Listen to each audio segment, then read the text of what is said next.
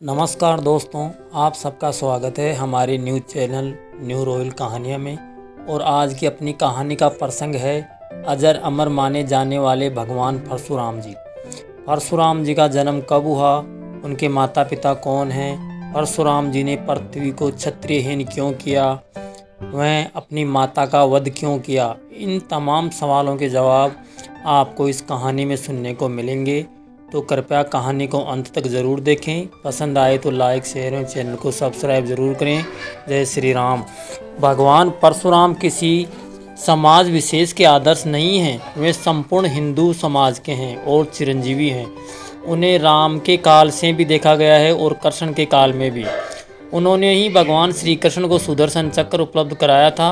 कहते हैं कि वे कलिकाल से अंत में उपस्थित होंगे। ऐसा माना जाता है कि वे कल्प के अंत तक पृथ्वी पर ही तपस्या करते रहेंगे। पौराणिक कथाओं में वर्णित है।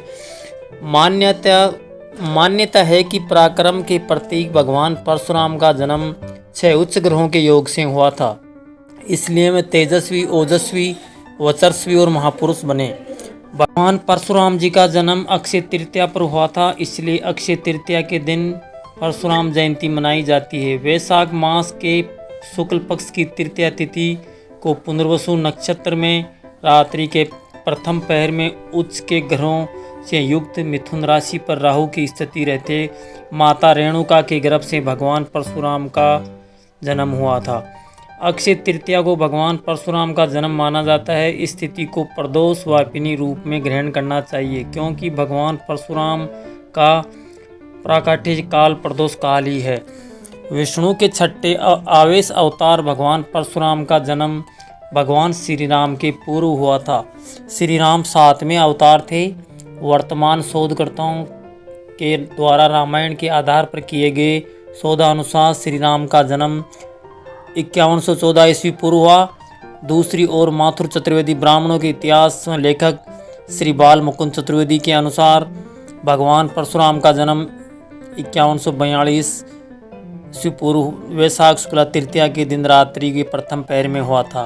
उनका उस जन्म समय सतयुग और त्रेता युग का संधिकाल माना जाता है। परशुराम वीरता के साक्षात कई उदाहरण हैं। वे अपने माता पिता के प्रति पूरी तरह से समर्पित थे। एक बार परशुराम जी के पिता ऋषि जमदग्नि अपने पत्नी रेणुका पर क्रोधित हुए। रेणुका एक बार मिट्टी के घड़े को लेकर पानी भरने नदी के किनारे गई, किंतु नदी किनारे कुछ देवताओं के आने से उन्हें आश्रम लौटने में देरी हो गई। ऋषि ने अपनी शक्ति से रेणुका को देर से आने का कारण जान लिया और वे उन पर अधिक क्रोधित हुए। उन्होंने क्रोध में आकर अपने सभी पुत्रों को बुलाकर अपनी माता का वध करने की आज्ञा दी, किंतु ऋषि के चारों पुत्र अपनी माता के प्रति प्रेम भावना व्यक्त करते हुए अपने पिता की आज्ञा को मानने से इनकार कर दिया। इससे ऋषि ने क्रोधवश अपने सभी पुत्रों को पत्थर बनने का श्राप दे दिया। इसके बाद ऋषि ने परशुराम को अपनी माता का वध करने की आज्ञा दी। परशुराम ने अपने पिता की आज्ञा का पालन करते हुए अपना अस्त्र फरसा उठाया और उनके चरणों में शीश नवाकर तुरंत ही अपनी माता रेणुका का वध कर दिया। इस पर ऋषि अपने पुत्र से संतुष्ट हुए एवं उन्होंने परशुराम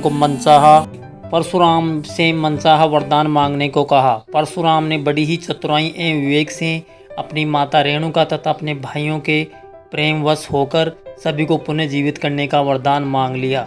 उसके पिता ने उसे वरदान को पूर्ण करते हुए रेणुका तथा चारों पुत्रों को फिर से नवजीवन प्रदान किया। ऋषि अपने पुत्र परशुराम से बहुत प्रसन्न हुए। परशुराम ने अपने माता पिता के प्रति अपने प्रेम एवं समर्पण मिसाल कायम की।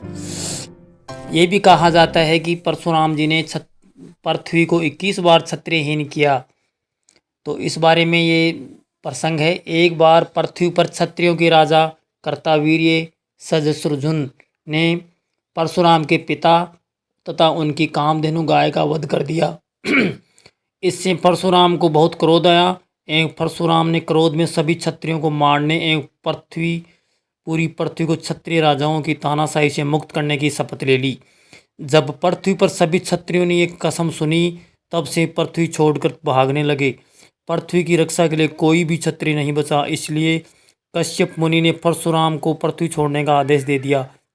मुनि कश्यप की आज्ञा का पालन करते हुए परशुराम महेंद्रगिरी के पर्वत पर रहने चले गए। वहाँ उन्होंने कई वर्ष तक तपस्या की। तब से लेकर आज तक महेंद्रगिरी को परशुराम का निवास स्थान माना जाता है। महेंद्रगिरी उड़ीसा के गजपति जिले में स्थित है। सतयुग में जब एक बार गणेश जी ने परशुराम को शिव दर्शन के लिए रोक लिया तो रुष्ट परशुराम ने उस पर परशु का प्रहार किया, जिससे गणेश का एक दांत नष्ट हो गया और वे एक दंत कहलाए। त्रेता युग में जनक, दशरथ आदि राजाओं ने उन्होंने समुचित सम्मान किया। सीता स्वयंवर में श्री राम का अभिनंदन किया। द्वापर में उन्होंने कौरव सभा में कृष्ण का समर्थन किया और उससे पहले उन्होंने श्री कृष्ण का सुदर्शन चक्र उपलब्ध कराया। द्वापर में उन्होंने ही असत्य याचना करने के दंड स्वरूप कर्ण को सारी विद्या विस्मृत हो जाने का श्राप दिया था। उन्होंने भीष्म, द्रोण व कर्ण को शस्त्र विद्या प्रदान की थी। इस तरह परशुराम के अनेक किस्से हैं। परशुराम जी की मृत्यु कैसे हुई, ये कई बार सवाल आता है, लेकिन इसका सही जवाब ये है कि ये वैदिक काल के अंत के दौरान परशुराम योद्धा से सन्यासी बन गए थे। उन्होंने कई जगह अपनी तपस्या प्रारंभ की। उड़ीसा की महेंद्रगिरी में जो आज भी उनकी उपस्थिति मानी जाती है।